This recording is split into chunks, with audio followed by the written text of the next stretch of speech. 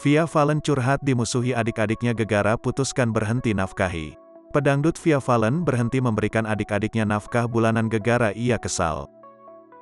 Artis Via Valen sampai dimusuhi oleh adik-adiknya itu karena berhenti memberikan nafkah bulanan. Sebagai anak pertama, Via Valen jadi tulang punggung untuk nafkahi adik-adiknya dan berikan jatah tiap bulan.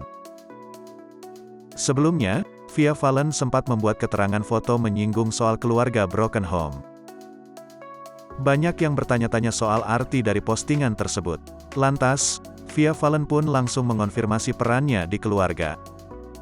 Pembahasanku gak jauh-jauh sebagai anak pertama, aku sayang sama semua anggota keluargaku, cuma mungkin agak terkesan cuek, tulis Via Valen.